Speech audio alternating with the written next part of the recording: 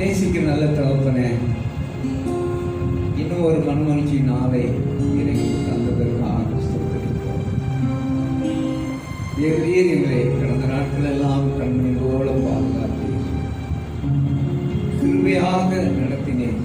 உலகத்தில் காணப்படுகிற சரியான நாச மோசங்களுக்கு, விபத்துகளுக்கு, வியாதிகளுக்கு, மனிதர்களுக்கு, போராட்டங்களுக்கு உங்களை தப்புவித்தீரே, ஆதரித்தீரே. மனுஷர் கண்களிலே தயவைக்க பண்ணினீரே. வலதுபுறம் இடதுபுறம் சாயும் போது வலி இதுவே என்று சொல்லி எங்களை சரியான மேற்பாதையில் நடத்தினீரே.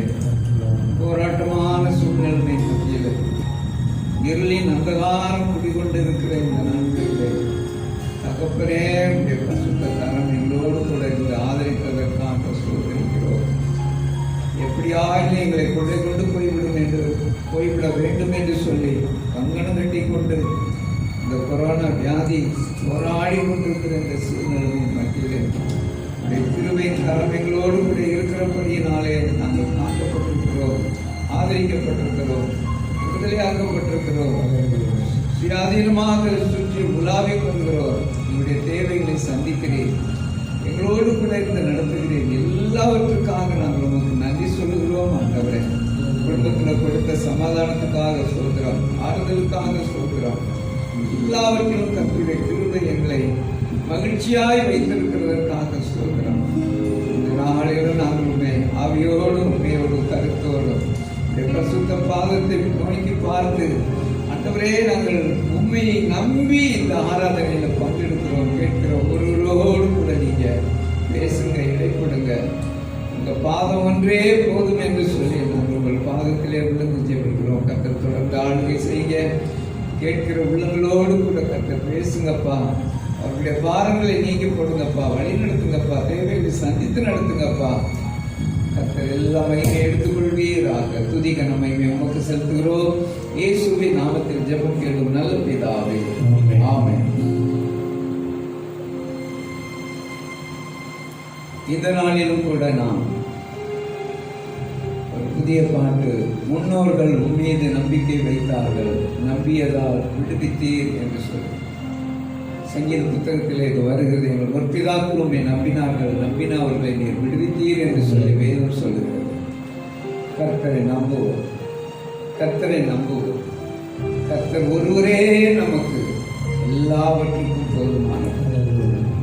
நம்பினவர்கள் வெட்கப்பட்டு போவதில்லை என்று சொல்லப்பட்டபடி இந்த நாளிலும் நாங்கள் வெட்கப்பட்டு போகாமல் தேவரீரும் நமக்கு அரணாக, கோட்டையாக, கண்மலையாக இருந்து வழி நடத்தும்படியாக இந்த பாடலை மகிழ்ச்சியோடு கூட நாம் பாடி கர்த்தரை மகிமைப்படுத்துவோம். முன்னோர்கள் உண்மையை நம்பிக்கை வைத்தார்கள், நம்பியதால் விடுவித்து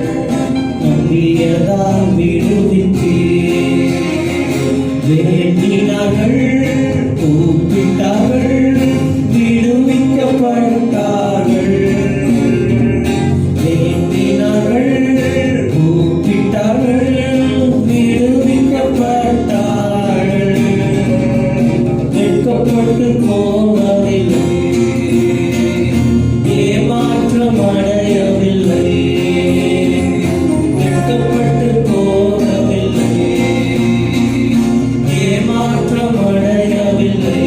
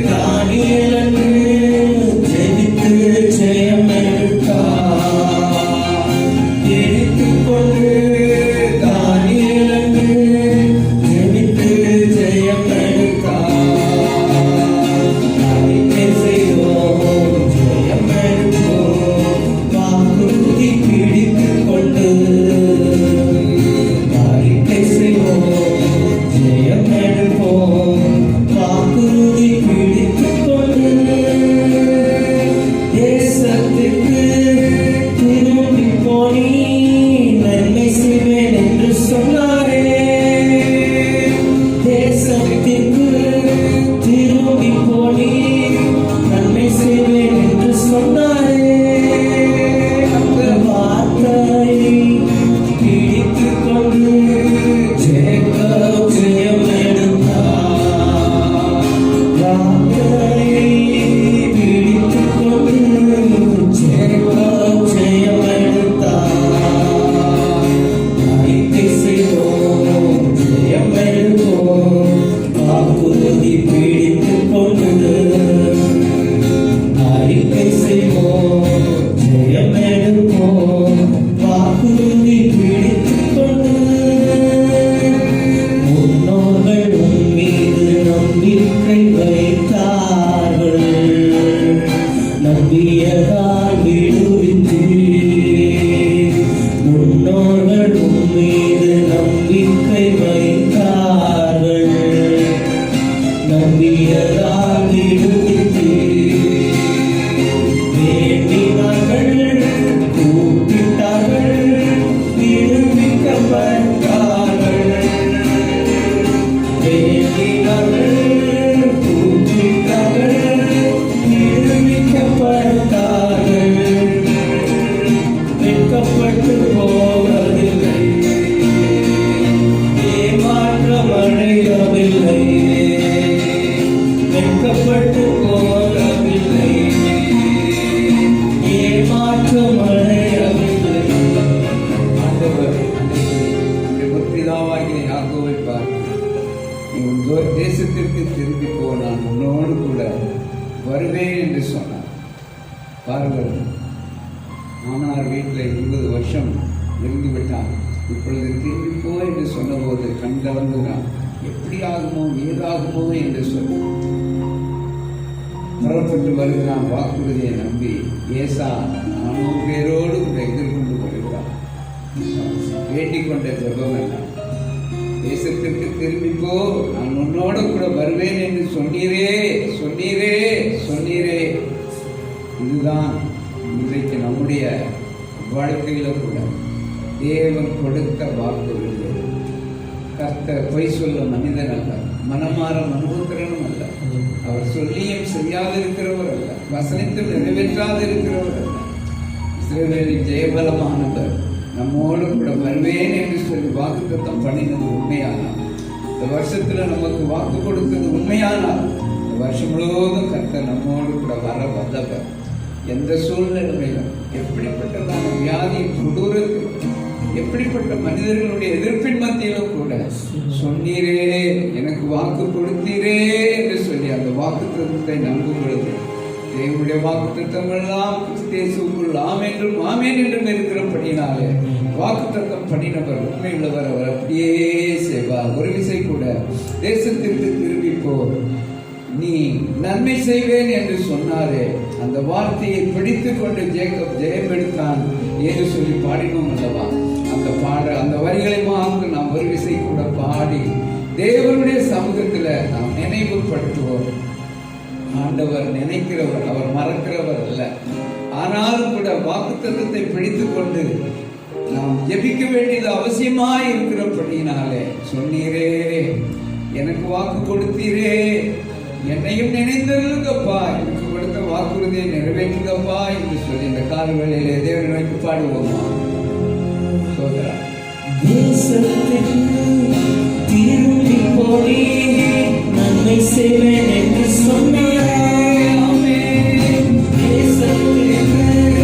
திரும்பி போனி நன்மை செய்வேன் என்று சொன்னாரே. அந்த வார்த்தையை பிடித்துக் கொண்டு ஜேக்கப் ஜெயம் எடுத்தார். அந்த வார்த்தையை பிடித்துக் கொண்டு ஜேக்கப் ஜெயம் எடுத்தார். அறிக்கை செய்வோம்,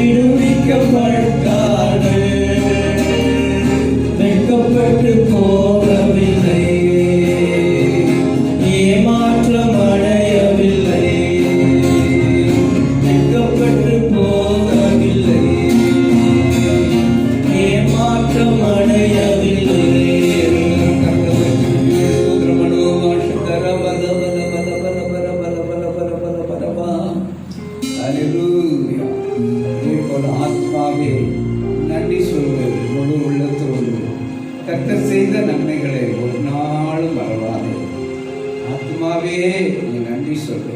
103ஆம் சங்கீதத்தில் என் ஆத்மாவே கர்த்தரை ஸ்தோத்திரி என்று சொல்லி அவன் தன் ஆத்மாவுக்கு கட்டளை இடுகிறான். போல நாம் கூட ஆத்மாவுக்கு கட்டளையிட கடமைப்பட்டிருக்கிறோம். ஸ்தோத்திரம். நாம் நன்றி சொல்வதே இல்லாமல் உலகத்துல அவருக்கு செலுத்தக்கூடியது வேற ஒன்றுமே இல்லை. சந்தோஷத்தோடு பாடி நாம் மகிமைப்படுத்துவோமா? ஆத்மாவே நன்றி சொல்லுவோம். ஆத்துமாவே நன்றி சொல்லு முழு உள்ளத்தோடே. ஆத்துமாவே நன்றி சொல்லு முழு உள்ளத்தோடே. கர்த்தர் செய்த நன்மைகளை ஒரு நாளும் மறவாதே. கர்த்தர் செய்த நன்மைகளை ஒரு நாளும் மறவாதே.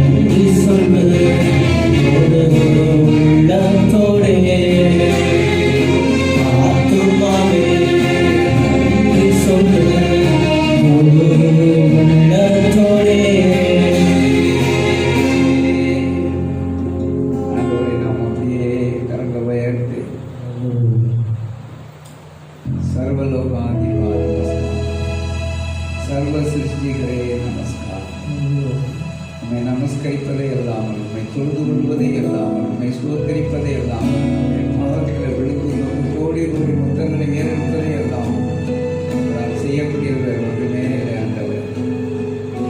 சர்வ வல்லவர் எப்பொழுதும் மன்னன்று நினைவு கிருபை இரக்கங்களால் மணிமணி சூட்டுகிற தகப்பனே தகப்பனே, அந்த கிருபைக்கு முன்பாக அந்த இரக்கங்களுக்கு முன்பாக நான் மாத்திரம் எங்கள் மீதும் கிருபை காட்டுகிறீரே, எங்கள் மீதும் இரக்கம் காட்டுகிறீரே ஆண்டவரே. எங்களுக்கு இன்னொரு விசை இறங்குங்கப்பா, இறங்குங்கப்பா, இறங்குங்கப்பா, எங்களை ஆதரிங்கப்பா, எங்களை வழி நடத்துங்கப்பா. தேவனுடைய பாதம் தஞ்சம் என்று சொல்லி, அடைக்கலம் என்று சொல்லி எல்லாம் எங்களுக்கு ஆரோக்கியம். ஆகவே நாங்கள் உண்மை ஆராதிக்கிறோம், மகிமைப்படுத்துகிறோம். உமக்கு ஸ்தோத்திரங்களை தேடுகிறோம். சர்வ லோகாதிபா நமஸ்காரம். சர்வலோகாதிபா நமஸ்காரம். சர்வசிரசிகரே நமஸ்காரம். தரைகடல் உயிர்வாழ் சகலமும் படைத்த தயவர பிதாவே நமஸ்காரம்.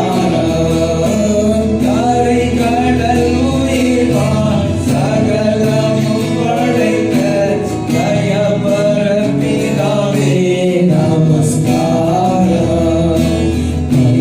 அவதாரா நமஸ்காரம். ஜகத்தில் ஜகனே நமஸ்காரம். தரணியில் மனுடன் உயிரடைந்தோங்க அருவியில் மாண்டோய் நமஸ்காரம். தரணியில் மனுடன் உயிரடைந்தோங்க அருவியில் மாண்டோய் நமஸ்காரம். பரிசுத்த ஆவி நமஸ்காரம். பரமசங்குருவே நமஸ்காரம். அருவியாய் அடியாய் அகத்தினில் வசிக்கும் அரிய சித்தே சதா நமஸ்காரம். அருவியாய் அடியாய் அகத்தினில் வசிக்கும் அரிய சித்தே சதா நமஸ்காரம். எங்கள் ஆராதனை எங்கள் ஆராதனை உம்மிடம் உயரட்டுமே. எங்கள் ஆராதனை உம்மிடம் உயரட்டுமே.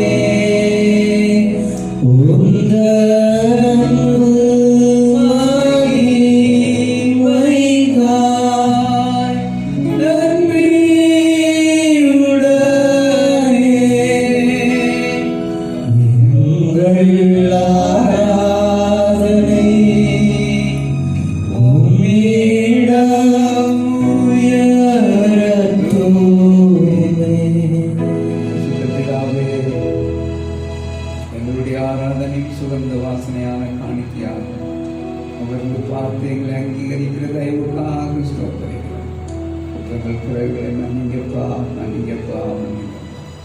எங்களையும் ஆசீர்வதிங்க, எங்களையும் வழி நடத்துங்க. எங்களுடைய திருவிழா சித்தம் எங்களுடைய வாழ்க்கையில் நிறைவேற தாழ்த்தி விட்டு கர்த்தர் பொறுப்படுத்திக் கொள்ளுங்க. ஒவ்வொரு குடும்பத்தையும் கர்த்தர் பொறுப்படுத்த நடக்கும்படி ஆட்சி இயேசுவின் நாமத்தில் பிதாவே. ஆமென். Praise the Lord. ஆண்டவருக்கு மகிமை உண்டாகட்டும். ஆசீர்வாதமான காலவெளியில் கூட நம் கர்த்தருடைய வேதத்தை தியானிக்க போகிறோம். இன்றைக்கு எடுத்துக்கொண்ட தலைப்பு இயேசுவின் பாதங்கள். இயேசுவின் பாதம்.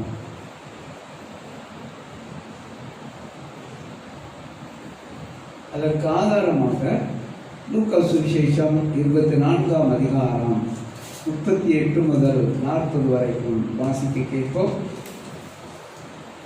லூக்கா சுவிசேஷம் 24ஆம் அதிகாரம் 38 முதல் 40 வரை. அவர் அவர்களை நோக்கி, நீங்கள் ஏன் கலங்குகிறீர்கள்? உங்கள் இருதயங்களில் சந்தேகங்கள் எழும்புகிறது என்ன? நான் தான் என்று அறியும்படி என் கைகளையும் என் கால்களையும் பாருங்கள், என்னை தொட்டு பாருங்கள். நீங்கள் காண்கிறபடி எனக்கு மாம்சமும் எலும்புகளும் உண்டாயிருக்கிறது போல ஒரு ஆவிக்கு இராதே என்று சொல்லி தம்முடைய கைகளையும் கால்களையும் அவர்களுக்கு காண்பித்தார். என் கைகளையும் என் கால்களையும் பாருங்கள், என்னை தொட்டு பாருங்கள். ஆண்டவராகிய இயேசு கிறிஸ்து மரித்து உயிரோடு எழுந்து விட்டார். ஆண்டவர் மரித்து விட்டார் என்று சொல்லி அறிந்த மாத்திரத்தில் சீசர்களுடைய உள்ளம் கலங்குகிறது, திகைக்கிறது, பதைக்கிறது.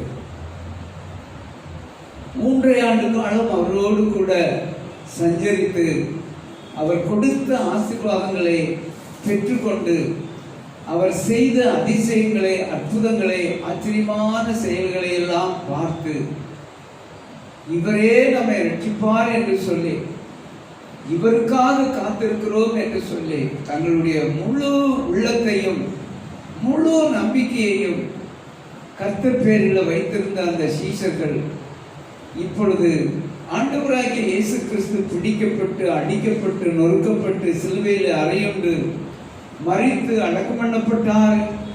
அதற்கு பிற்பாடு எங்களுடைய வாழ்க்கையெல்லாம் போயிற்றே, இனி நாங்கள் என்ன செய்வோம், ஏது செய்வோம், யாரிடம் போவோம், எங்கே நாங்கள் ஆறுதல் பெற்றுக்கொள்வோம், எங்கே எங்களுக்கு அமைதல் உண்டாகும், எங்கே எங்களுக்கு சமாதானம் கிடைக்கும், எல்லாவற்றையும் விற்று அவரை பின்பற்றினோமே, நாங்கள் என்ன செய்வோம் என்று சொல்லி திகைத்து தடுமாறி கொண்டிருக்கிற வேளையில ஆண்டவர் அவர்களுக்கு பொன்னையோ பொருளையோ ஆறுதலான காரியங்களையோ கொடுக்கவே இல்லை. அவர் ஒன்றே ஒன்று மாத்திரம் செய்தார். இந்த வசனத்தை வாசிக்கும் போது ஆண்டவர் காட்டினது வேறு ஒன்றுமே இல்லை. என்னை தொட்டு பாருங்கள், என் கைகளையும் என் கால்களையும் பாருங்கள் என்று சொல்லி தம்முடைய கைகளையும் கால்களையும் அவர்களுக்கு காண்பித்தார். அவருடைய பாதங்களை காண்பித்தார்.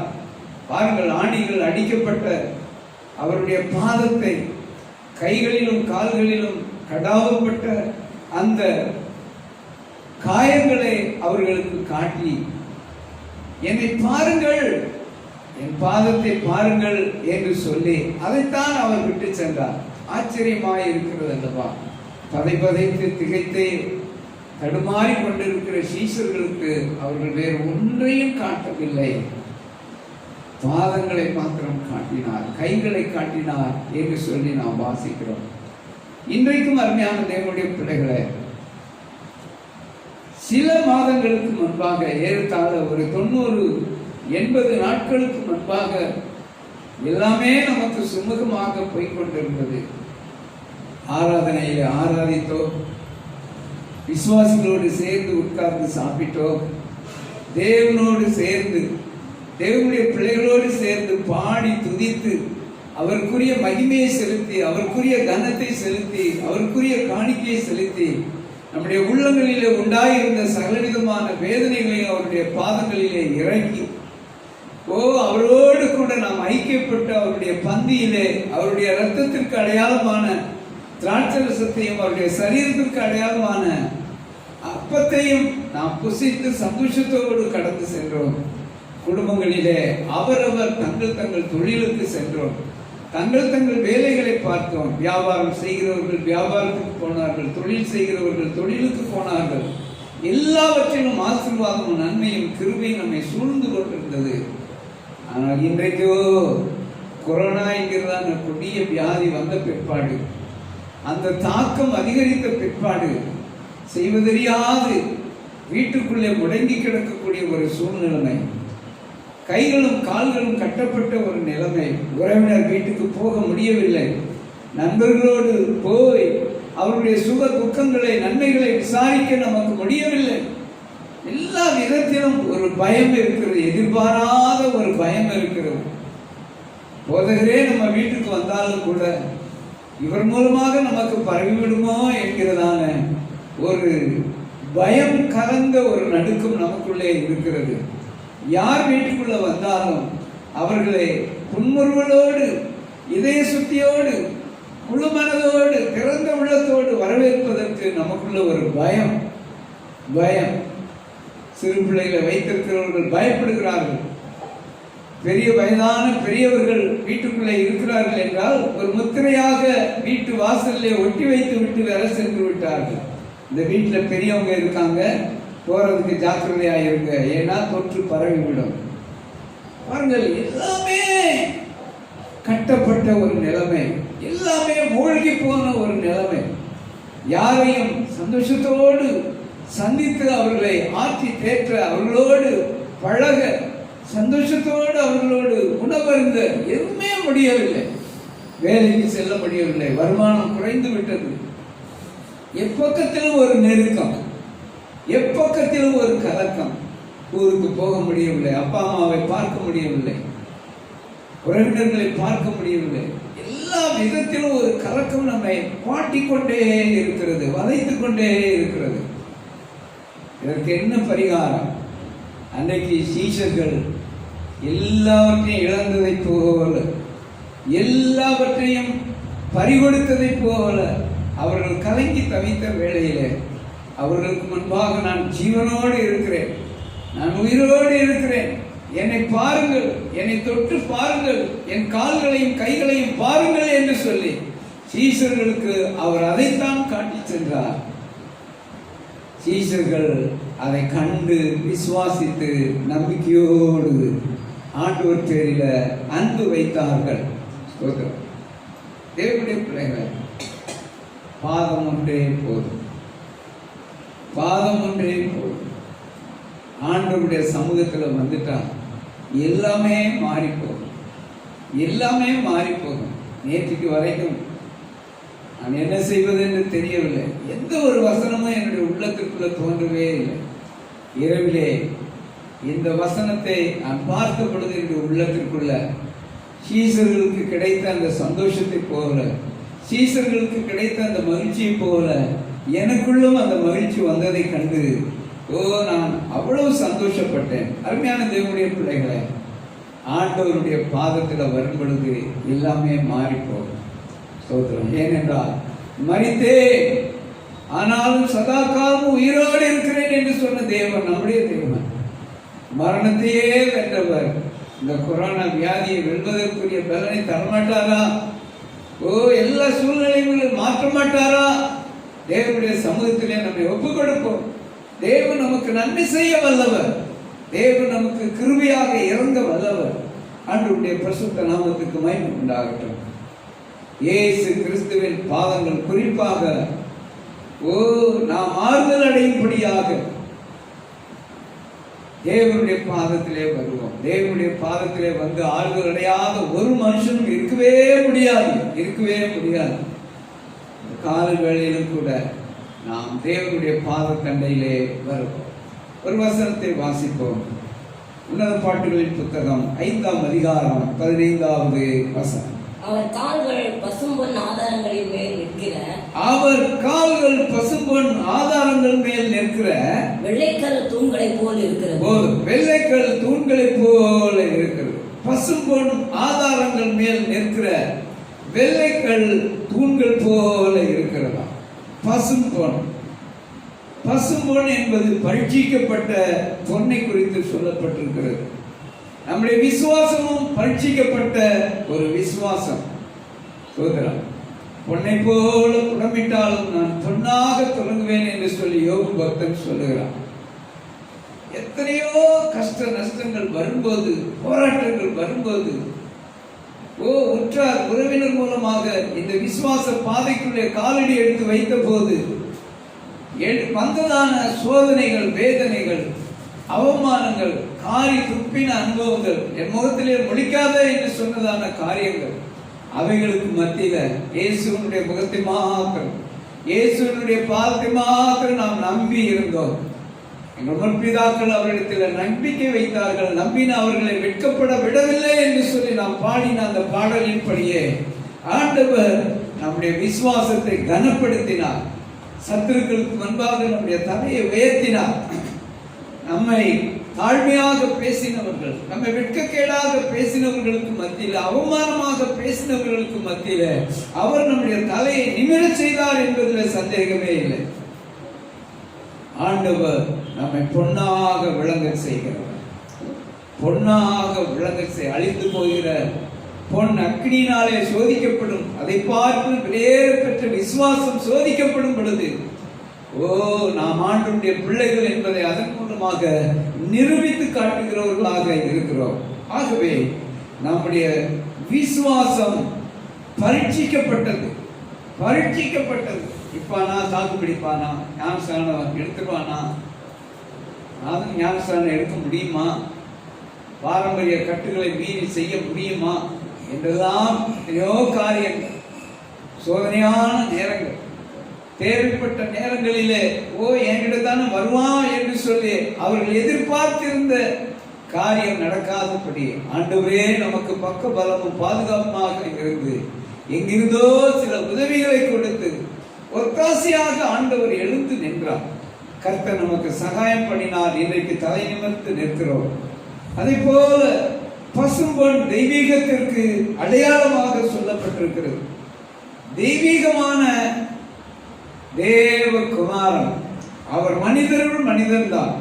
12 சீஷரோடு 13வது நபராக அவர் நடந்து வந்தார், உலாவினார், அவர்களைப் போல செயல்பட்டார், அவர்களைப் போல அவர் நடந்து மனிதனாக, முழு மனிதனாக அவர் விளங்கினார். எல்லா நேரங்களிலும் தெய்வீகம் அவரிடத்திலிருந்து வெளிப்பட்டது என்று சொல்லி நாம் வாசிக்கிறோம். ஆண்டவர் தம்முடைய வல்லமையை விளங்க பண்ணுகிற கர்த்தர்.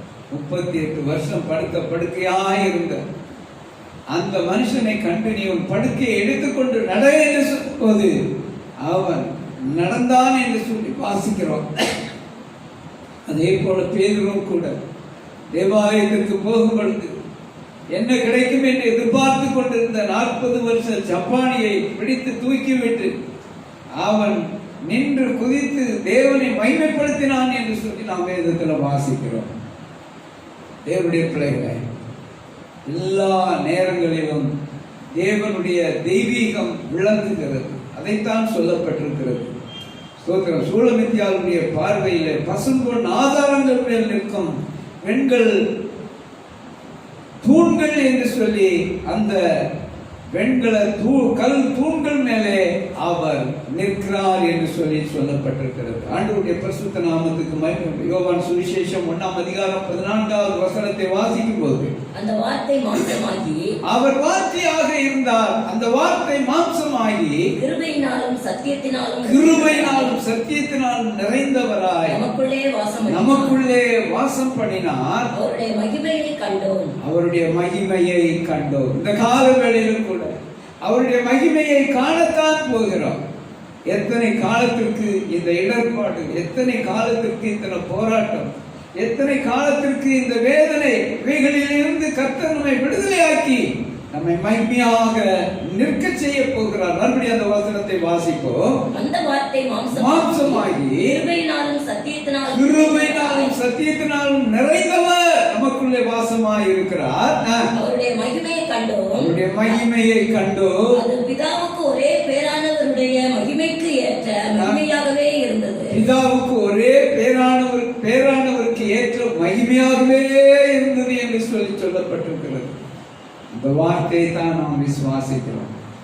சோத்திரம். இன்றைக்கு அவருடைய பாதத்தில் வந்திருக்கிறோம். இயேசுவே, நம்முடைய பாதத்தில் வந்திருக்கிறோம்.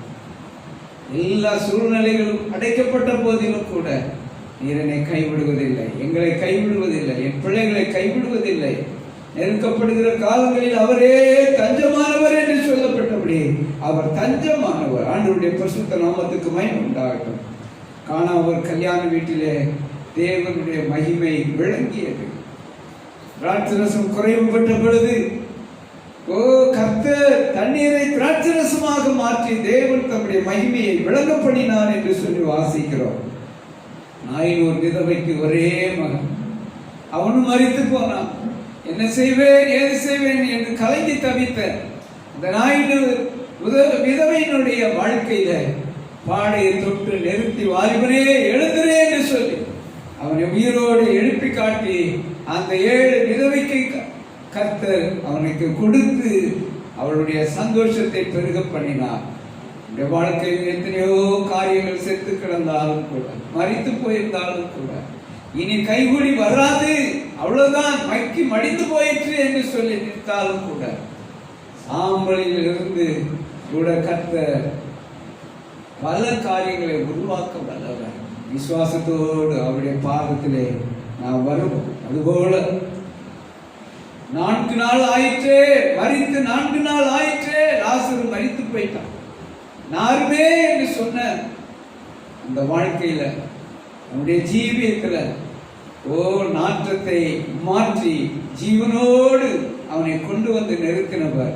அந்த விசுவாசத்தோடு இயேசுவினுடைய பாதத்தருகே நாம் சேர்வோம். ஆண்டவருடைய பரிசுத்த நாமத்துக்கு மகிமை உண்டாகட்டும். இந்த கால வேளையிலும் கூட சோதரன் இன்னொரு வசனத்தை வெளிப்படுத்தல் 1ஆம் அதிகாரம் 15வது வசனத்தை வாசிப்போம். வெளிப்படுத்தல் 1:15.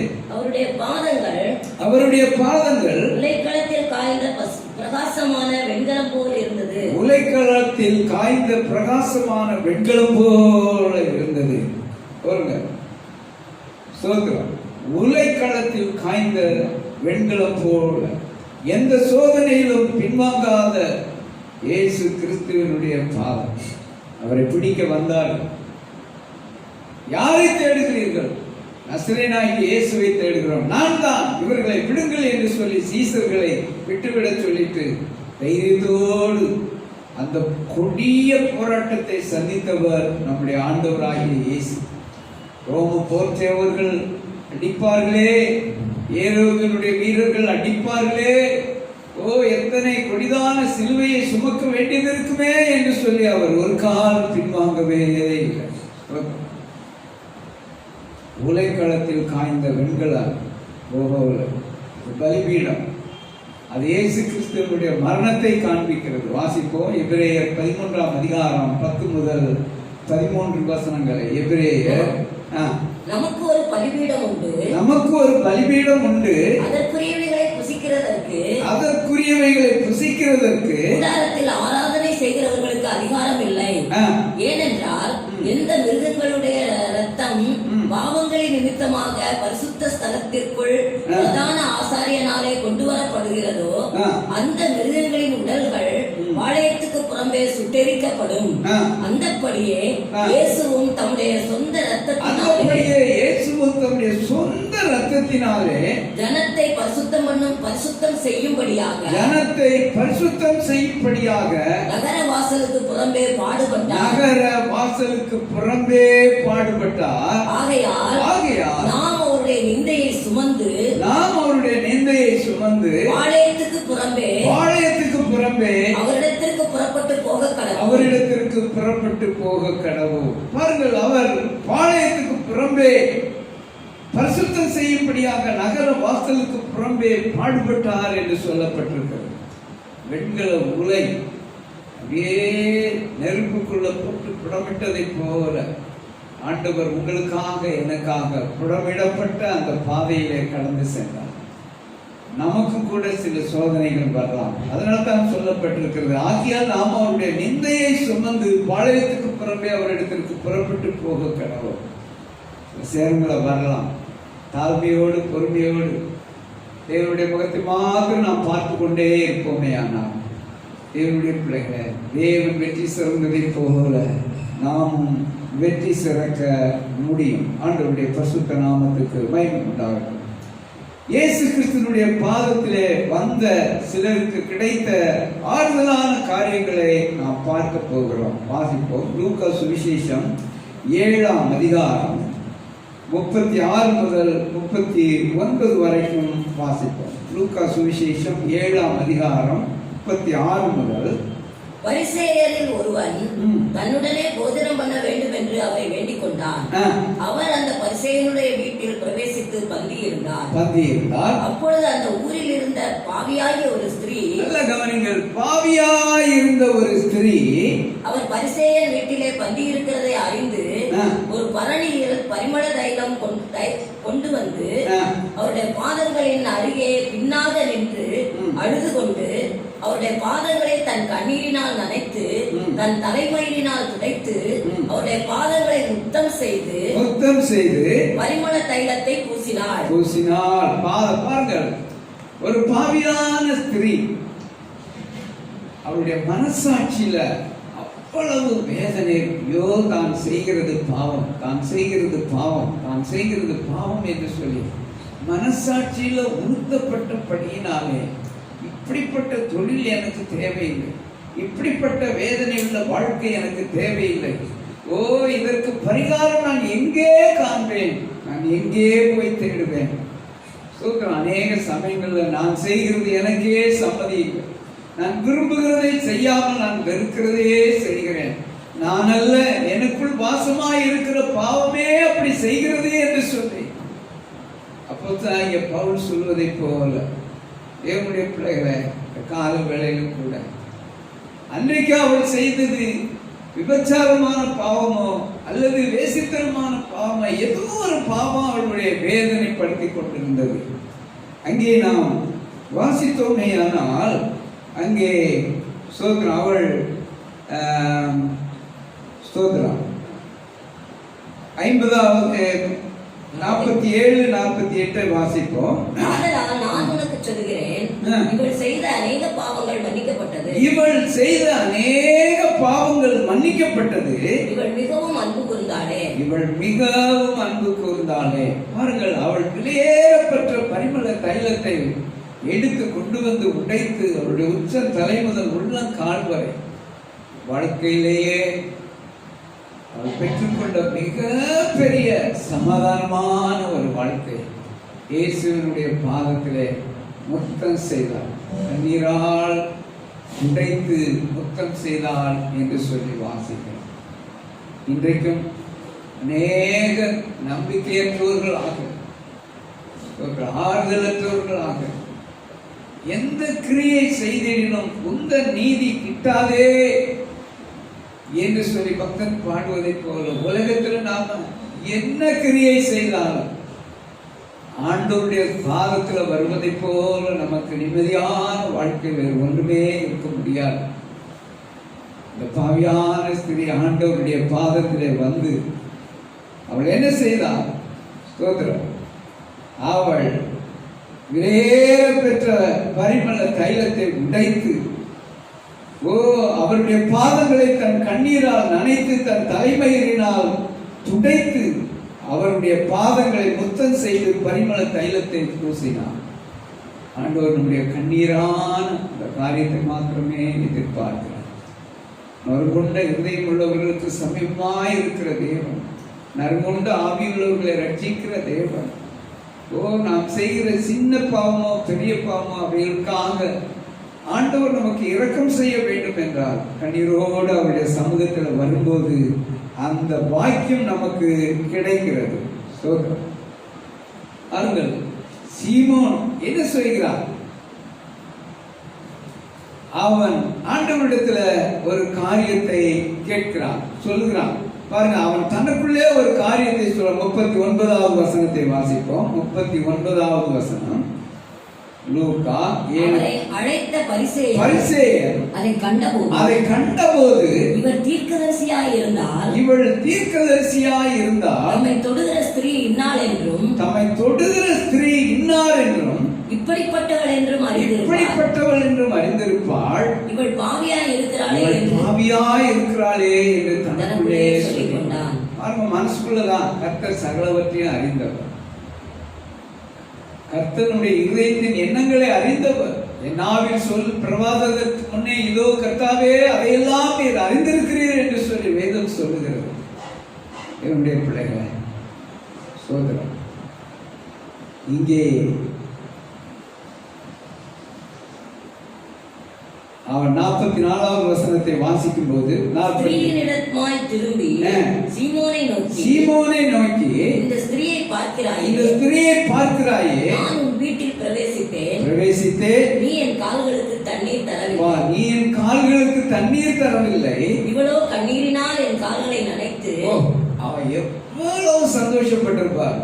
பாவியான ஸ்திரீதான், நீ தண்ணி கூட தரல, இவ்வளோ கண்ணீரால் என் பாதங்களை நனைத்தான்.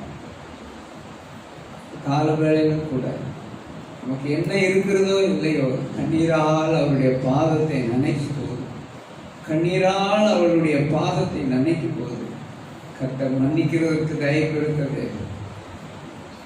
அவளுக்கு கிடைத்த பெரிய பாக்கியம் என்ன தெரியுமா? அங்கே 50வது வசனம் சொல்லுகிறது. 47 வாசிப்போம். 47. ஆதலால் நான் உனக்கு சொல்லுகிறேன், இவள் செய்த அநேக பாவங்கள் மன்னிக்கப்பட்டது. இவள் மிகவும் அன்பு கூர்ந்தாளே. எவனுக்கு கொஞ்சம் மன்னிக்கப்படுகிறதோ அவன் கொஞ்சமாய் அன்பு கூறுவான் என்று சொல்லி அவளை நோக்கி பாவங்கள் மன்னிக்கப்பட்டது என்றார். பாவங்கள் மன்னிக்கப்பட்டது. அவளுக்கு கிடைச்ச சந்தோஷம் அதை போல வேற எங்கேயுமே கிடைச்சிருக்காது. எத்தனை பாவ சந்தோஷங்களை, அனித்தியமான பாவ சந்தோஷங்களை அனுபவித்தாலும் கூட இயேசு கிறிஸ்துவனுடைய சமூகத்துல வந்து பாவ மன்னிப்பை பெற்றுக்கொள்வது என்பது விலையேற பெற்ற ஒரு அனுபவம். அதனால்தான் எபிரேயர் நிருபத்தில் நாம் வாசிப்போமே, ஆனால் இவ்வளவு பெரிதான ரட்சிப்பை குறித்து கவலையற்றிருப்பீர்களே, ஆனால் தண்டனைக்கு எப்படி தப்பித்துக் கொள்வீர்கள் என்று சொல்லப்பட்டிருக்கிறது. பாவ மன்னிப்பு அவசியம். எவனுடைய பாவத்தை கர்த்தர் எண்ணாது இருக்கிறாரோ அவன் பாக்கியவான் என்று சொல்லப்பட்டிருக்கிறது. தேவனுடைய பிள்ளைகளே, இந்த கால வேளையில கூட கர்த்தருடைய பாதத்தில் வந்த அந்த பாவியான ஸ்திரீ, இவள் செய்த அநேக பாவங்கள் மன்னிக்கப்பட்டது, நீ சமாதானத்தோடும் வீட்டுக்கு போ என்று சொன்னது. கர்த்தர் அதோடு விட்டிருப்பாரா? அவருடைய வாழ்க்கையே திருப்பி போடப்பட்டது. அவருடைய வாழ்க்கையில ஒரு பெரிய ஆறுதலும் சமாதானம் வந்ததாக நாம் தொடர்ந்து பார்க்க முடியும். கர்த்தருக்கு மகிமை உண்டாகட்டும். அதுபோல லூக்கா சுவிசேஷம் 8ஆம் அதிகாரம் 26 முதல் 29 வரைக்கும் வாசிப்போம். பின்பு கலிலேயாவுக்கு எதிரான கதரேனருடைய நாட்டில் சேர்ந்தார்கள். அவர் கரையிலிருந்து இறங்கின போது நெடுநாளாய் பிசாசுகள் பிடித்தவனும் வஸ்திரம் தெரியாதவனும் வீட்டில் தங்காமல் பிரேத கல்லறைகளில் தங்கினவனுமாயிருந்த அந்த பட்டணத்து மனுஷன் ஒருவன் அவருக்கு எதிராக வந்தான். இங்கே ஒரு மனுஷனை பார்க்கிறோம். அவன் எப்படிப்பட்டவன்? நெடுநாளாய் பிசாசுகள் பிடித்தவன். ஒரு மனுஷனை பிசாசு பிடிச்சிட்டா என்ன நடக்கும்? எது நடக்கும்? எப்படி இருக்கும்? அவன் வஸ்திரம் தெரியாதவன், வீட்டிலே தங்காதவன், கல்லறைகளில் தங்கினவன். அவனை குறித்து 29வது வசனத்தில் சொல்லப்பட்டிருக்கிறது. வாசிப்போம். அந்த அசுத்த ஆவி அவனை விட்டு போகும்படி இயேசு கட்டளையிட்டபடியினாலே அப்படி சொன்னான். அந்த அசுத்த ஆவி வெகு காலமாய் அவனை பிடித்திருந்தது. அவன் சங்கிலிகளினாலும் விலங்குகளினாலும் கட்டுண்டு காவல் பண்ணப்பட்டிருந்தும் கட்டுகளை முறித்து போட்டு பிசாசினால் வனாந்தரங்களுக்கு துரத்தப்பட்டிருந்தான். பாருங்கள், அந்த பிசாசு அவனை வனாந்தரத்துக்கு துரத்து, நீங்க இருக்காத, ஓடி போய் கல்லறையில இரு, கல்லுகளை எடுத்து நீயே உன்னை காயப்படுத்திக் கொள் என்று சொல்லி. ஒரு குடும்பத்துல ஒரு மனுஷனுக்கு இப்படிப்பட்டதான காரியங்கள் இருந்தால் அந்த குடும்பம் எப்படி இருந்திருக்கும்? அந்த தாய் தகப்பனுக்கு எப்படி இருந்திருக்கும்? அவனோடு உடன் பிறந்தவர்களுக்கு எப்படி இருந்திருக்கும்? அந்த ஊராருக்கு எப்படி இருந்திருக்கும்? யார் போனாலும் கல்லை விட்டு எறிவான், அடிச்சுக்குவான், காயப்படுத்திடுவான். அவனை சங்கிலிகள் போட்டு கட்டி இருந்தாலும் அந்த சங்கிலிகளெல்லாம் அறுத்து போட்டுருவானா. அவ்வளவு கொடிதான ஒரு வேதனை, அவ்வளவு கொடிதான ஒரு காரியம். பிசாசுகளினால் வனாந்தரத்திற்கு துரத்தப்பட்டிருந்தான் என்று சொல்லப்பட்டிருக்கிறது. இன்னைக்கு அநேகர் ஊரா சுத்திட்டு இருக்காங்க. அநேகர் அப்படியே ரவுண்ட் அடிச்சுக்கிட்டே இருக்கிறாங்க. நான் அறிந்த ஒரு உறவினர் ஒருவர், எந்த வீட்டுக்காவது போனாலே அவனை வீட்டிலேயே ஏற்றுக்கிற மாட்டாங்க. தப்பி தவறி சரி சொந்தக்காரன் தானே ஒரு நாள் நைட்டு இருக்கட்டும் அப்படின்னா அந்த வீட்டில் ஒரு பெரிய கலவரமே வந்துடும். அந்த வீட்டுக்கு பலத்த நஷ்டத்தை உண்டு பண்ணிடணும். ஏற்றுக்கொள்ளவே மாட்டார்கள். இன்றைக்கு இப்படிப்பட்டதான சூழ்நிலைமையில வாழ்ந்து கொண்டு இருக்கிறீர்களா? எந்த வீட்டிலையும் கால் எடுத்து வைக்க முடியாத அளவுக்கு வேதனையோடு இருக்கிறீர்களா? வசனம் 35 வாசிப்போம். வசனம் 35, லூக்கா 8:35. அப்பொழுது சம்பவித்ததை பார்க்கும்படி ஜனங்கள் புறப்பட்டு இயேசுவினிடத்திலே வந்து பிசாசுகள் விட்டு போன மனுஷன் வஸ்திரம் தரித்து இயேசுவின் பாதத்தருகே உட்கார்ந்து புத்தி தெரிந்திருக்கிறதை கண்டு பயந்தார்கள். இயேசுவின் பாதத்துல எத்தனை ஆண்டு காலம் இப்படிப்பட்டதான வேதனையோடு துக்கத்தோடு அலசடிப்பட்டு கொண்டிருந்தாங்க தெரியாது. இன்றைக்கு அவன் இயேசுவின் பாதத்தருகே வஸ்திரம் தரித்து எத்தனை ஆண்டு காலம் நிர்வாணமா தெரிஞ்சானோ தெரியாது. அவமானத்தோடு அவனை பார்க்கிறதுக்கு யாருமே தலை நிமிர்ந்து பார்க்க கூடாத ஒரு வேதனையின் சின்னமாக, அவமானத்தின் சின்னமாக, குடும்பத்துக்கு லட்சியை கொடுக்கிற சின்னமாக வாழ்ந்து கொண்டிருந்தவன் இயேசுவின் பாதத்தருகே அமர்ந்திருந்தான் என்று சொல்லி நாம் வாசிக்கிறோம்.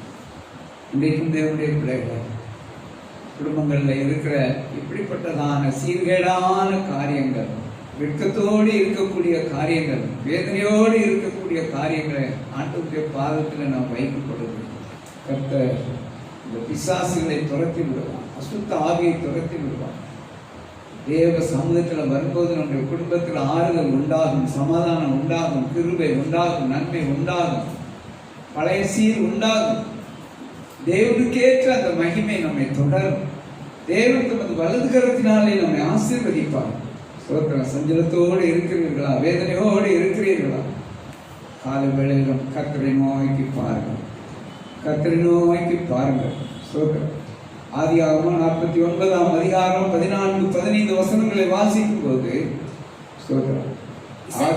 இசக்கார் இரண்டு பொதியின் நடுவிலே படுத்துக் கொண்டிருக்கிற பலத்த கழுதை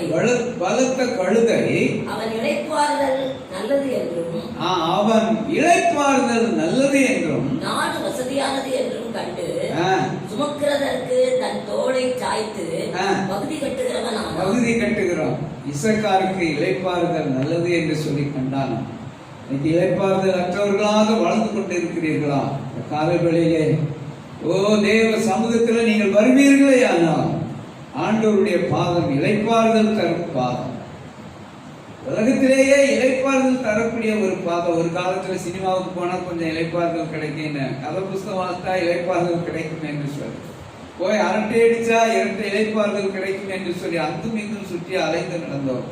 கிருபையின் தேவன் நம்ம ரட்சித்தபடியினாலே அவருடைய பாத தண்டையிலே வந்து பகலெல்லாம் இரவெல்லாம் தேவனுடைய சமூகத்தை நோக்கி பார்க்கப்படுது. நம்முடைய குடும்பத்துக்கு இளைப்பாறுதல் தருகிறார். ஆண்டவரே சொல்றார், வருத்தப்பட்டு பாரம் சுமக்கிறவர்களே நீங்கள் எல்லாரும் என்னிடத்திற்கு வாருங்கள், நான் உங்களுக்கு இளைப்பாறுதல் தருவேன் என்று சொல்லுகிறேன். பிசாசுகள் பிடித்திருந்தவன் இளைப்பாறுதலோடு கூட அவருடைய பாதத்திலே உட்கார்ந்து அந்த குடும்பத்துக்கு எவ்வளவு பெரிய சந்தோஷம் உண்டாகும். வேதனையோடு தத்தளிப்போடு இருக்கிற நம்முடைய வாழ்க்கையிலும் கூட ஆண்டவருடைய பாதத்தில் அமர்வோம். சீக்கிரத்துல கர்த்தர் இந்த கொரோனா என்கிறதான பிசாசை துரத்தி விட்டு நம்ம இளைப்பாறு பண்ணுவார். ஆண்டவருடைய பரிசுத்த நாமத்துக்கு மகிமை உண்டாகட்டும். இன்னொரு வசனத்தை வாசிப்போம். மார்க்கு சுவிசேஷம் 7ஆம் அதிகாரம், மார்க்கு 7ஆம் அதிகாரம் 24 முதல் 29 வரைக்கும். பின்பு இயேசு எழுந்து அவ்விடம் விட்டு புறப்பட்டு தீரு சீதோன் பட்டணங்களின் எல்லைகளில் போய் ஒரு வீட்டுக்குள் பிரவேசித்து ஒருவரும் அதை அறியாதிருக்க விரும்பியும் அவர் மறைவாய் இருக்க கூடாமல் போயிற்று. அசுத்த ஆவி பிடித்திருந்த ஒரு சிறு பெண்ணின் தாயாகிய ஒரு ஸ்திரீ அவரை குறித்து கேள்விப்பட்டு வந்து அவர் பாதத்தில் விழுந்தாள். பாருங்கள், எங்கே வந்து விழுந்தாலாம்? இயேசுவினுடைய பாதத்திலே விழுந்தாள். பெத்த பிள்ளைக்கு பிசாசு அவளை கட்டுப்படுத்த முடியாது, அவளை தீனி போட்டு திருப்திப்படுத்த முடியாது. வஸ்திரம் தரிப்பாளா தரிக்க மாட்டாளா யாருக்குமே அந்த அம்மாவுக்கு மட்டும்தான் தெரியும். ஐயோ அவளை எப்படியாவது சுகப்படுத்தணுமே. பெத்த பிள்ளைக்கு இப்படி இருந்தா எந்த தாயினுடைய உள்ளம் கலங்காமல் திகைக்காமல் இருக்கும். எத்தனையோ ஸ்டெப் எடுத்திருப்பாங்க அவளை குணப்படுத்துவதற்கு. யார் யார் இடத்துல எல்லாம் கூட்டிட்டு போயிருப்பாங்க. எந்த மந்திரவாதியோ எந்த டாக்டரோ எந்த மனுஷனாலும் முடியாத அந்த காரியத்தை பாருங்கள், இயேசுவினுடைய பாதத்திலே விழுந்தாள் என்று சொல்லப்பட்டிருக்கிறது. நீங்க எங்க போனாலும் ஆறுதல் கிடைக்காது. இயேசுவினுடைய பாதம் மாத்திரம் போதும். இயேசுவினுடைய பாதத்தில் விழுந்தா மாத்திரம் போதும். ஏசப்பா, ஓ உங்களை அல்லாமல் எனக்கு யார் எனக்கு நன்மை செய்யக்கூடும், ஆறுதல் செய்யக்கூடும். உங்க நாமத்தில் பிசாசு கட்டுகள் முறிந்து போகுமே என்று சொல்லி ஆண்டவருடைய பாதத்தில் விழுவோம். ஓ அல்லேலூயா. கால வேளையில கூட பல்வேறு காரியங்களினால் அலசடிப்பட்டு ஒரு வகையான தாக்கத்தோடு இருதயமெல்லாம் கவலை நிறைந்து வேதனை நிறைந்தது. அது இருதயமே வெடிச்சிருமோ என்று சொல்லக்கூடிய அளவிற்கு நமக்கு போராட்டங்கள் இருந்தாலும் கூட எல்லாவற்றையும் இயேசுவினுடைய பாதத்தில் வைக்கும் போது நமக்கு இளைப்பாறுதல் கிடைக்கும். பாருங்கள், அந்த ஸ்திரீ ஆண்டவருடைய பாதத்தில் விழுந்து கேட்கிறார். வாசிப்போம் 26வது வசனம். அந்த ஸ்திரீ சிரோபேனிக்கேயா தேசத்தாளாகிய வேறு ஒரு தேசத்து ஸ்திரீ, சிரோபேனிக்கேயா தேசத்தாளாகிய கிரேக்க ஸ்திரீயா இருந்தால் அவள் தன் மகளை பிடித்திருந்த பிசாசை துரத்திவிட வேண்டும் என்று அவரை வேண்டிக் கொண்டாள். இயேசு அவளை நோக்கி, முந்தி பிள்ளைகள் திருப்தி அடையட்டும், பிள்ளைகளின் அப்பத்தை எடுத்து நாய்க்குட்டிகளுக்கு போடுகிறது நல்லதல்ல என்றார். முந்தி பிள்ளைகள் என்றால் ரட்சிக்கப்பட்டவங்க தான் தேவனுடைய பிள்ளைகள். அவருடைய நாமத்தின் மேல் விசுவாசம் உள்ளவர்களே, அவரை ஏற்றுக்கொண்டவர்கள் எத்தனை பேர்களோ அத்தனை பேர்களும் அவருடைய பிள்ளைகளாகும்படி அதிகாரம் கொடுத்தார். அப்ப ரட்சிக்கப்பட்ட பிள்ளைகளுக்கு தெய்வீக சுகம் ஒன்று உண்டு. தேவனிடத்தில் விசுவாசிக்கும் பொழுது மெய்யாகவே தேவன் நமக்கு தெய்வீக சுகத்தை கொடுக்கிறார். இவ்வளோ ரட்சிப்பு இல்லை. சோத்திரம். சீசரா ஆண்டவரை ஏற்றுக்கொள்ளவில்லை. முந்தி பிள்ளைகள் திருப்தி அடையட்டும், பிள்ளைகளின் அப்பத்தை எடுத்து நாய்க்குட்டிகளுக்கு போடுகிறது நல்லதல்ல என்று சொல்லிட்டார். உடனே அவர் விடாம அவர் என்ன சொல்றா பாருங்க, 28வது வசனத்தை வாசிக்கும் போது, அதற்கு அவள், மெய்தான் ஆண்டவரே, ஆகிலும் மேஜையின் கீழ் இருக்கும் நாய்க்குட்டிகள் பிள்ளைகள் சிந்துகிற துணிக்கைகளை தின்னுமே என்றார். பாருங்க, நான் நாய்க்குட்டியா இருந்தாங்க.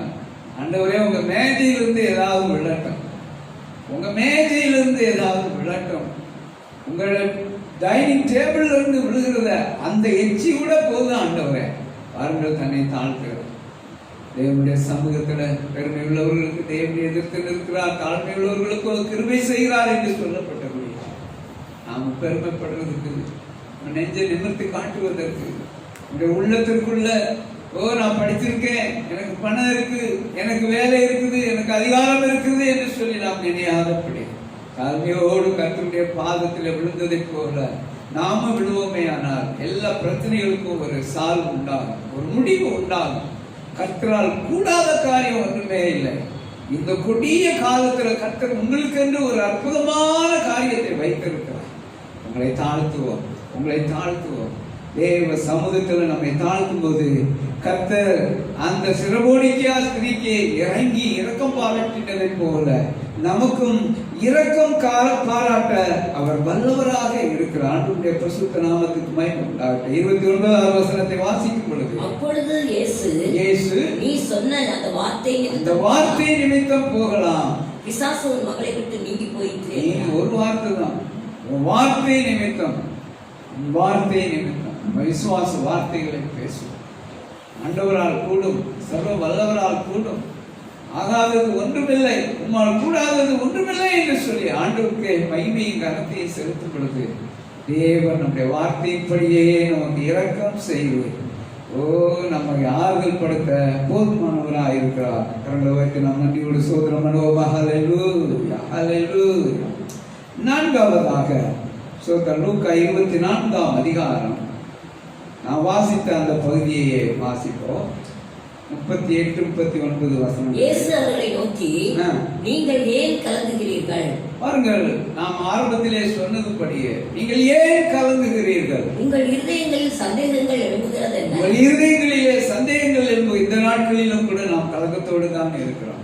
இவ்வளவு நாளாச்சே இன்னும் கொரோனாவுக்கு மருந்து கண்டுபிடிக்கப்படலையே, இன்னும் கொடூரமா பரவிக்கிட்டே இருக்குது, மரணங்கள் அதிகரித்துக் கொண்டே இருக்கிறது, லட்சமா போய்கிட்டு இருக்கிறது, என்னாகுமோ ஏதுவாகுமோ என்று சொல்லி மறுபடியும் அந்த வசனத்தை வாசிப்போம். உங்கள் இருதயம் நீங்கள் ஏன் கலங்குகிறீர்கள்? உங்கள் இருதயங்களில் சந்தேகங்கள் எழும்புகிறது. இருதயங்களிலே பாருங்கள், ஐயோ இயேசு கிறிஸ்து ஜெபத்தை கேட்க மாட்டாரோ, அவ்வளவுதானா என்று சொல்லி சந்தேகத்தோடு வாழ்ந்து கொண்டிருக்கிறோமா?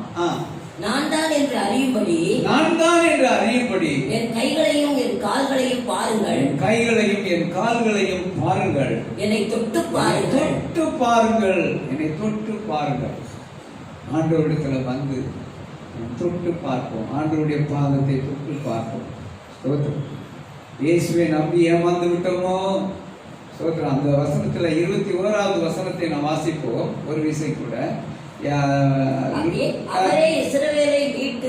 சீசர்கள் பேசிக் கொள்கிறார்கள், அவரே இஸ்ரவேலை மீட்டு ரட்சிப்பார் என்று சொல்லி நம்பி இருந்தோமே. இப்ப நம்பிக்கை போச்சா? ஐயோ இயேசுதான் எனக்கு பரிகாரம் என்று சொல்லி நாங்கள் நம்பி இருந்தோமே, இந்த நம்பிக்கை வீண் போயிற்றோ என்று சொல்லி கலங்கி தவிக்கிறீர்களா? மரித்த இயேசு உயிர்த்து விட்டார். அல்லேலூயா. மரணம் அவரை தடுத்து நிறுத்த முடியவில்லையே, கல்லறையோ கட்டி காக்க முடியவில்லையே என்று சொல்லி நாம் பாடுகிறோம் அல்லவா? ஸ்தோத்திரம்.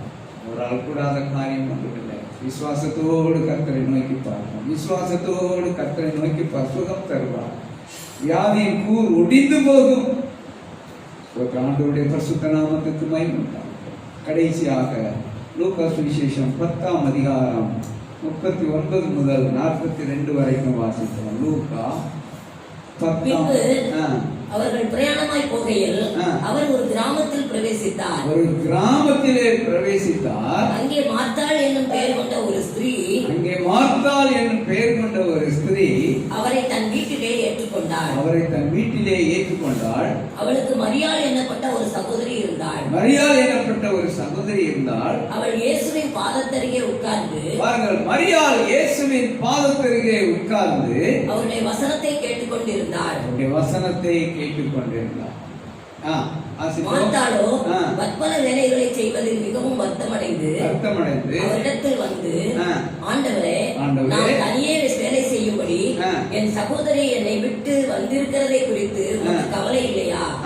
எனக்கு உதவி செய்யும்படி அவளுக்கு சொல்லும் என்றார். நீங்க சொல்லுங்க ஆண்டவரே சொல்லி என்ன செய்யறோம்? மறைமுகமா இயேசுவுக்கு ஒரு ஏவல் கொடுக்கிறார், ஒரு கட்டளை கொடுக்கிறார்.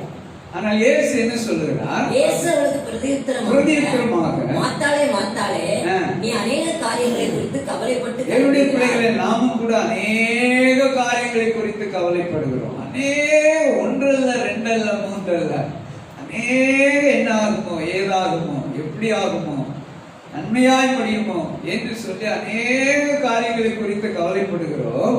தேவையானது ஒன்றே. மரியாள் தன்னை விட்டு எடுபடாத நல்ல பங்கை தெரிந்து கொண்டாள். இயேசுவினுடைய பாதத்தில் அமர்வது மரியாள் தன்னை விட்டு எடுபடாத நல்ல பங்காக இருக்குமே. ஆனால் நாமும் நம்முடைய வாழ்க்கையில் ஆண்டவருடைய பாதத்தில் அமர்ந்து அந்த நல்ல பங்கை தெரிந்து கொள்வோம். இயேசுவின் பாதம் அது நமக்கு போதும். கால வேளையிலே கர்த்தர் நம்மோடு கூட பேசி இருக்கிறார். இயேசுவின் பாதம், ஸ்தோத்திரம். அது கடல் மேல் நடந்த பாதம், அது ஸ்தோத்திரம். நன்மை செய்கிறவராய் சுற்றி திரிந்த பாதம், இயேசுவின் பாதம். உங்களுக்காக எனக்காக சிலுவையிலே நம்முடைய பாவங்களை எல்லாம் சுமந்து தீர்க்க தன்னையே ஒப்பு கொடுத்த பாதம். இந்த கால வேளையில ஆண்டுடைய பாதத்தில் நம்மை தாழ்த்தி ஒப்பு கொடுப்போம். எல்லாருக்கும் இந்த மாதத்தில்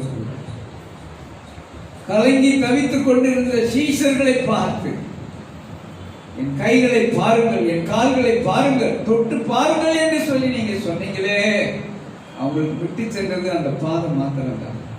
அந்த பாதத்தை நாங்களும் நோக்கி பார்க்கிறோம். அவர்கள் எழுந்து பிரகாசித்தார்கள், உலகமெங்கும் சென்று சுவிசேஷம் அறிவித்தார்கள், அநேக ஆயிரங்களை ரட்சிப்புக்கு நேராக நடத்தினார்கள். இந்த பாதத்துல வந்து சேர்ந்தவங்களை நீங்க விடுறதே இல்லை ஆண்டவரே, கைவிடுகிறதே இல்லை ஆண்டவரே. நாங்களும் உங்க பாதத்துல வந்திருக்கிறோம், நாங்களும் உங்க பாதத்துல வந்திருக்கிறோம். இந்த கண்ணீர் கவலைகளை எல்லாம் மாற்றி போடுங்க, இந்த வேதனையை நீக்கி போடுங்க. எல்லாரும் கரங்களை வைத்து ஸ்தோத்திரம் பண்ணி, அப்பா உங்க பாதத்துல வந்திருக்கிறோம், உங்க பாதத்துல வந்திருக்கிறோம். நீங்க எங்களை நினைத்திருக்கீங்க, ஒரு விசை எங்களை நினைத்திருங்கள். எல்லா தீமைக்கு வரைக்கும் காத்துக் கொள்ளுங்க. தேவ கிருபை ஒவ்வொரு ஜனங்களையும் ஒவ்வொரு பிள்ளைகளையும் தாக்குவதாக, ஆதரிப்பதாக. ஒரு பொருளாப்பு, ஒரு தொற்று நோய், ஒரு வேதனை அணுகாதவாறு, இருள் சூழ்ந்து கொள்ளாதவாறு கர்த்தர் ஒவ்வொருவரையும் இரத்த கோட்டைக்குள்ள மறைத்து பாதுகாக்கும்படியாக செபிக்கிறோம். தேவைகளை சந்தித்து நடத்துங்கப்பா, அற்புதம் செய்யுங்கப்பா. ஆண்டவரே, அன்றைக்கு வஸ்திரம் தெரியாமல் கல்லறையிலே தன்னை உருவ குத்தி கொண்டிருந்த அந்த மனுஷன் உடைய பாதத்தில் வந்து அமர்ந்த பொழுது எவ்வளவு பெரிய சந்தோஷம் உண்டாயிற்று. எங்களுக்கும் அப்படிப்பட்டதான பெரிய சந்தோஷத்தை கொடுக்க நல்லவர். மரியாள் தன்னை விட்டு எடுபடாத நல்ல பங்கை தெரிந்து கொண்டதை போல நாங்களும் உங்களுடைய பாதத்தில் நல்ல பங்கை தெரிந்து கொள்ள உதவி செய்யுங்கப்பா. ஒவ்வொருவரையும் கர்த்தர் ஆசீர்வதிப்பீராக. கிருபை அவர்களோடு கூட இருக்கட்டும். துதி கனம் மகிமை யாவும் உமக்கு செலுத்துகிறோம். மீட்பர் இயேசுவின் மூலம் ஜெபம் கேளுங்க நல்ல பிதாவே. என் ஆத்துமாவே கர்த்தரை ஸ்தோத்திரி, என் முழு உள்ளமையுடைய பரிசுத்த நாமத்தை ஸ்தோத்திரி. என் ஆத்துமாவே கர்த்தரை ஸ்தோத்திரி, கர்த்தர் செய்த சகல உபகாரங்களையும் மறவாதே. ஆம், நம்முடைய கர்த்தராகிய இயேசு கிறிஸ்துவின் கிருபையும் பிதாவாகிய தேவனுடைய அன்பும் பரிசுத்த ஆவியானவருடைய அந்யோன்ய ஐக்கியமும் சிநேகமும் சமாதான வழி நடத்தலும் இனிமேலும் சதா காலங்களிலும் நம் அனைவரோடு கூட இருப்பதாக. ஆமென். Hallelujah.